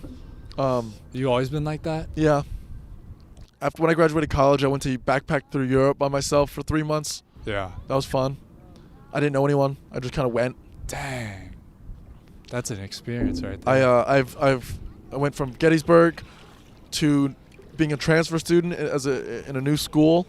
And when you're a transfer student at Fordham, at least, they're like, we know that you want to come here, so we're not going to put you in housing on campus. We're not going to put you around any other students. So I lived in a house with nothing but foreign exchange students for 2 years. Wow. And it was like any person that I met or group that I got into, I had to actively go out and meet them. I wasn't going to have any of those icebreakers that like a freshman in college would. Right. So I'm just very used to kind of like stepping out on my own and like going into that unknown. And I'm comfortable in it, and that's why I'm able to do it. And I think that that's probably one of the best things that my parents ever instilled in me was the confidence to be able to do that. Yeah. You you write screenplays, you write jokes, you're always, producing comedy shows, you got a podcast, you're famous on TikTok. I'm famous, yeah. I mean, I just have 12-year-olds telling me that I'm a piece of shit on TikTok. Do you ever waste time? Yeah, doing all the time. Pointless shit on your phone and shit? Like, of course, I'm addicted to TikTok for one. Yeah. I've been playing Clash of Clans every day for the past 8 years. How do you like that? I love it. It's so good. Yeah. I want to be one of the best Clash of Clans players in the world. Are you ranked or something right now, or? Probably, but not high enough to make a difference. So is that something? I don't actually care about that. That's just fun. Yeah.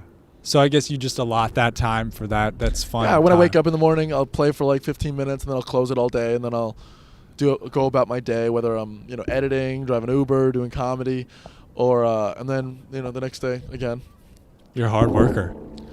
Yeah, but it doesn't feel like hard work because I love all the things that I do. It. Yeah. Like I don't ever feel when I was working film production, I was working 65 hours a week, and I had 2.5 hour commute each way. And there was nothing to show for at the end of the 65 hours. You're just exactly. I wasn't doing my projects. I wasn't getting any better at filmmaking. Yeah. Now every video that I make gets better, and I know how to do it better, and I feel better about myself because I'm like, I now have this talent that is clear, and I know that in 2 years from now, I'm gonna look at the shit that I'm making today, and I'm gonna cringe, and that's what's so exciting about it. How many hours a week do you spend driving Uber? It depends. I try to make $700 a week, $100 a day. So it doesn't necessarily just have to be Uber. Like if I'm working at the creek, whether it's tech or working the door, if I make $100 that day, then I don't have to drive Uber. Whereas, like today, I'm not really doing anything. I'll probably make like $25 for my set tonight. So then I'll probably drive from when we're done until the show. Probably make another 75. Call it a day. And how many hours is that? It depends. I typically like working smarter rather than harder, which is why I drive the drunks home, because there's no in between. It's like bop, bop, bop, bop, bop, ride, ride, ride, ride, ride. Yeah. Plus, I make a lot in tips, because I feel like a lot of Uber drivers, they don't like talking to people. Yeah. And it's not like I want to talk to everyone, because I've been in plenty of Ubers where I don't want to talk to the guy. Yeah. But like if someone brings up a conversation, I'll talk to them. We'll have fun. We'll play some music. Like I had a frat boy the other day. He's like, I was playing Jay-Z. He's like, yo, turn this song on. I was like, okay, bet. I turned it on. He tipped me $50. Dang. It was a 6-minute Uber. That's awesome. So then I was like, fucking done today, you know? Yeah. And if you're having fun, people will have fun with you. Yeah. That's the biggest thing that I've realized in life is just like, I kind of dedicate my life to having fun and being good vibes all the time. Yeah. And if you're that way, then no one can ever really say anything bad about you. Yeah, man. I mean, I remember I remember meeting you early on when I moved here, and you were just a cool, welcoming person early on. I guess that's why I thought you had been around for so long. No, thank I was you. like, this guy seems like a steward of Austin or something. Yeah. Like he's like. Well, the funny thing is like I've always been that guy where I love comedians. So you tell me you're a comic, and I already feel like a kinship towards you. Yeah. And I know when I started comedy in New York, nobody was kind, nobody was welcoming, and they were all kind of like fuck off. Because the problem with New York is, in Austin, I would say there's maybe 300 active comedians as like on the higher side. In New York, there's 4,000. No. Yeah. That's crazy. Yeah. Really? And so yeah, truly. And so the problem is like you're kind of like a child of divorce where you're like, I don't want to get too close to anyone because they could quit tomorrow and then I just lost a friend. Yeah. Whereas here, I'm like, no, man, I'm going to be cool with everybody until they give me a reason not to. And I always feel like a lot of the people I've met, you know, have moved from across the country to come do comedy here. So a lot of people are serious about it. Yes, for sure. Every once in a while I think back and I'm like, oh, what happened to that person? Mm-hmm. But it's going to happen a lot more, especially the older we get. Because people have that voice in their head. They're like, you're not Kevin Hart yet. You should quit. You're wasting your time. Whereas I'm not worried if I'd ever become Kevin Hart because that's not why I'm getting into it.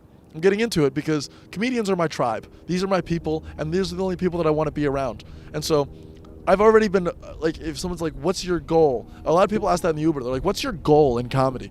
And I tell them honestly, I'm living my goal. Because all I've ever wanted to do was go to a comedy club every night, tell jokes, and hang out with the comedians in the back. Yeah. And if I can do that, then I'm happy. Like, truly fucking happy and pumped. And so anything else would be selfish. So you're cool with doing the same thing you're doing at 50 years old? Yeah. That's awesome. I mean, it'll grow in the sense that, like, by the time I'm 50, I'll be a lot better. I'll probably have a lot more equipment. I'll be able to make my own feature-length films. I'll try to, like, sell them to Netflix or something. And even if they don't, I honestly, I just want to make things. I want to create. And so I always feel the worst about myself when I'm not creating. Do you have any projects you're looking forward to or things that you're excited about? Yes, I'm making a web series this year, and I'm super pumped about it. Oh, yeah? It's about the limo company. Oh, nice. Yeah. Have you started it? I already have all the episodes written. I just haven't started shooting yet because I'm right now looking for a couple other guys. Like, I'm looking for a DP, a director of photography, to help me with, like, the shot makeup because I want it to be, like, I want it to look professional, and I'm not confident enough yet in my filmmaking skills. I think that I'm a good director in the sense that I can pull out good performances from people, and I have a good taste of what I want. Yeah. But, like, the craft of filmmaking, I still have a lot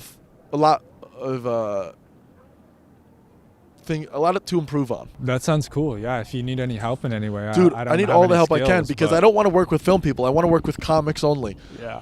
The limo thing is fun because it's stupid. Yeah. You know, I love stupid, silly humor. I don't want to, like, you know, there's a lot of guys out there that are like, comedy's about questioning the truth and, like, putting, you know, truth to power and all this. It's like, yeah, for some people, but that's not what I'm doing. Yeah. You know, I'm fucking. Honestly, I want to be the fucking Jimmy Buffett of comedy. I want you to come to the show and you know that you're gonna have a good fucking time. Yeah. I'm not gonna make you question your beliefs. We're just gonna have fun. We're gonna be silly together. Yeah. And we're gonna grab a beer afterwards. You know what I'm saying? Yeah, that's awesome. Man, you're inspiring me to just keep doing it. And You should, dude. I think this is great that you're doing it. I'm telling all the fucking comics, make content, dude. Yeah. Because here's what's going to happen. If you look at any of the most famous comedians in the world, I think everybody has one thing that pops. Yeah. And then what made them last is that they had that big pop moment and people went back and they had all this library of stuff that they could consume. Right. Especially nowadays. Like you look at Bill Burr. If it wasn't for that Philly set where he went off and he just started, you know what I'm talking about? Yeah. That was his big viral moment, and then Yeah. people went back, they're like, oh, this guy's funny. And then they saw all this plethora of shit that he had in the vault. Uh-huh. Same thing with Burt Kreischer. He had the Machine Story blow up, and then he has all this stuff in the vault. Same thing with, Jim Jeffries. Jim Jeffries got punched in the face on stage. That video went viral, and then boom, there's 3 specials that you can go watch on YouTube. Yeah. You need content, and the problem is there's so many people that are afraid to bomb online. They're okay with bombing in the room, but they're afraid of bombing online because there's a level of permanence to it. Yeah. And they're like, oh, they have that like almost Little Dicky mindset where it's like everything I do has to be perfect, but you're not going to make anything good until you make 10 things that are bad. Right. Yeah, I mean it's the same mentality with stand-up. People everybody who does stand-up thought about doing it long before they actually did it first. For sure. And you wait and you want it to be perfect the first time and just kill off but then eventually you realize like that's not reality. No. You got to suck dick for a while. Long while. And the same thing goes with creating anything, with a podcast and stuff. And a thing that I talk about all the time is like, look at any comedian who's out there. Most of what they popped off of is not just stand-up. Like, It's hard to look at a comedian who just did stand-up. And there's really not that many fans of strict stand-up. Like, working at the Creek has taught me, Rogan fills out every single night. And do you know why? It's because people like Rogan. Right. They're not comedy fans. They're not coming to see him his comedy. They're coming because they listen to the podcast where he just talks like we're talking. Yeah. And I think a lot of the people that listen to his podcast don't even know that he does comedy sometimes. 100%. They're just 100%. Like, yeah. So, yeah, with the internet, it's also so much easier to reach people and gain fans, gain followers, get attention on the internet than it is in person, I think. And people relate to you being honest with them, you know? Yeah. Talk about yourself. Don't be like... Here's a good example. And this guy is a phenomenal comedian. Yeah. Daniel Tosh. Uh-huh. Great comic. But we don't know anything about him. Right. And that's why he doesn't have the fan base that is as devout. Because when you... More than anything, people... like you know how they say most Americans vote for president based on the beer test? Yeah. Same thing with comedians. They want to be able to be like, oh, this person and I would get along. Right. And that's the main thing. And you can't just get along with someone when you're always on. Yeah. And that makes you want to go see someone. It's like in person. That's what you're going out for. I mean, sure. there's comedians touring. It's like, for example, Brendan Schaub. I don't think he's the best comedian. I think there's a lot of comedians better than him. But I'm a fan of him on podcasts, so I was excited to go see him when he was at Vulcan. You know? Totally. And there's comics that are funnier, but it's cool to see someone that you're a fan because you have of. a relationship with him. Right. Yeah. There's a lot to think about. There's strategy to all this, right? Yeah, dude, of course. You've thought a lot about the strategy of... Yeah. I mean, you seem like a hip guy. You know what TikTok is going on. You know what to do, right? I'm figuring it out. Yeah. What do you got any tips for me? I mean, you're famous on TikTok. How do I become famous on TikTok? Post a lot. Make a lot of content. Yeah, just throw shit out the wall, see what sticks. Yeah. That's a good tip. Yeah, stop valuing things so much and making it precious. Ideas and are it's gotta cheap. Be perfect. Ideas are so cheap. Yeah, just keep throwing it out there. Dude, but sometimes I just don't even want to deal with it anymore. Like any of the... Like, do you ever get burnt out of, like, posting on TikTok and or you love all of it? Sometimes I don't know. I don't want to cut up clips and post stuff. I mean, I get tired of editing and doing all the work behind it, but that's really it. I just like, my whole life, I was always told, oh, if you want to achieve success, you need to have a manager, you need to have an agent, you need to do this, you need to go this industry route. And then I see people like Rogan, I see people like Ryan Long, I see people like Louis who are like, fuck that, I'm doing it the way I want to do it. And I just find that so inspiring and awesome and exciting that I'm like, yeah, I'm going to do the same thing. Yeah. That's one of the perks of living in the future now. Yeah. It's a cool time in a lot of ways. And like, I tell myself all the time how fucking lucky I am to be able to do this. Yeah. Like, there are so many funnier people that I know that should have been comedians, but they just don't have that, whether you want to call it delusion or motivation in themselves or courage. Yeah. The fact that I am able to do that, I have to be working harder than everybody else because otherwise it's not fair. Do you get caught up in the view counts and stuff? No, Do you go I don't crazy? care. Honestly, I truly don't care once I'm done creating the thing. Man, how do I get over that? Well, you care about views and shit? No, I'm checking the likes and I'm doing all that. But don't you have to think about that stuff in a sense to know how to get more of it? Yeah. I mean, to a certain extent. You can tell when things start to do well. Like, with my old TikTok, like, during the pandemic, when the first pandemic hit. You were huge on TikTok.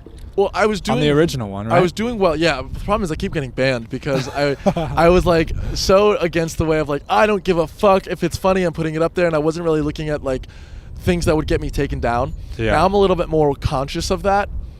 And so it's like... When the first pandemic hit, I was like, I want to keep making content and I want to do funny things. I can't do stand-up. How can I get my rocks off in a different way? Yeah. So I created this web show called Speak of the Devil, where every week I would basically make my own Tonight Show. I did 5 monologue jokes, I did a sketch, and I did like a little kind of like Daily Show-esque deep dive on some topic. And then I would chop that up and I'll throw it up on TikTok. And even before that, I was writing. I was like, I'm not writing enough jokes. I'm only writing whenever I feel inspiration, and that's not what I'm supposed to do. So every day for a year, I wrote 1 joke a day, and I would post it on Instagram. And it would just be me, my face in front of the camera, telling the joke that I wrote that day. Yeah. And I bombed. I bombed for like a year straight with just jokes that weren't funny. Yeah. And like all my friends would see it because they were following me, and it was like, yeah, that could be embarrassing, but I kind of just got over it because I was like, who gives a fuck? Yeah. And then I started doing that more, and I changed up the format a little bit, and now I do those TikTok monologue jokes where it's just me in front of a green screen with the photos up front. Mm-hmm. And those did really well, and I realized, oh, these are doing better than the ones of just my face. I'm going to keep doing that. And then they kept doing better and better and better. And you just figure out things that work. You know what I mean? And what kind of things are you getting banned for? I had one joke that I got banned for. I said, Germany just canceled their Christmas market due to COVID. You don't even want to hear what they have planned for Hanukkah. Stupid joke. Really? Got banned for it. Yeah. I did one joke that I got banned for where I said there was a whale was found thousands of miles off the coast due to Arctic melting. And then I said, but what I don't understand is how it fit into a bikini. And then I showed a photo of Lizzo in a bikini. And I got banned from that one, too.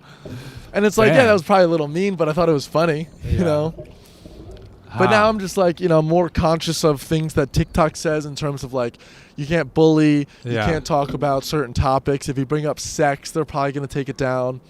And because I would like my account to like have a little bit more longer lasting, and I want to be able to funnel people from TikTok over to Instagram, funnel people from TikTok over to my Twitch show. Yeah. Because I can go wild on Twitch. We say some crazy shit, and it's fun, you know? Yeah. Are you talking about your live podcast? Yeah. Because that goes to Twitch and TikTok? Well, I stream it to Twitch, I save it, and then I upload it to Apple Podcasts and Spotify, and then I cut up funny parts from it that work for TikTok and Instagram. Oh, I see. But like a lot of the shit that we say, I'm like, oh, I can't put that on TikTok. Yeah. You know what I mean? Yeah. What was like your peak on your TikTok, your account, you had like a bunch of followers. I had like 25,000 followers on TikTok at one point, and then it got million banned. views on certain. Over 1 million likes on TikTok. I had like maybe 6 or 7 videos with around 2 million views. And then that all just went away. It just erased it. Yeah. Dang, were you crushed? No, I don't Really? No, because I don't care about that as much. Dang, you're so zen, dude. I'm like, how can I be like Jimmy Clifford and not You give don't a want to be fuck, like dude? me. No. I just like. Why do I care about this stuff? Well, it's just where you put your priorities, right? Like, Yeah. I only prioritize myself because I'm a narcissist. So am I getting better? Am I getting funnier? If I can say yes to both, then I'm happy. Yeah. I don't have to be Kevin Hart tomorrow. Yeah. I only have to be Jimmy.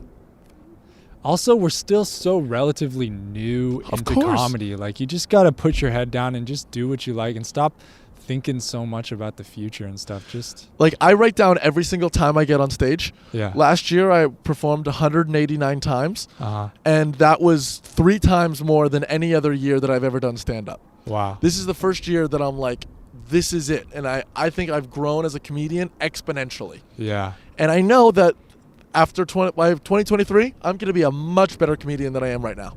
That's awesome. And that's all I can ask. Hell yeah, bro. Dude, we got to get you on the Jimmy Clifford show. Me and Greg. I'm we just fucking have down forever, fun. dude. Maybe like later in February. Fuck yeah, I'm around, man. I'll call out, guys, if you want to follow me. You can look up Jimmy Clifford Show on TikTok or The Jimmy Clifford on Instagram. Or I also have a YouTube channel, just Jimmy Clifford. Check that out. I post all the podcasts, the sketches, clips, stuff like that. It's fun.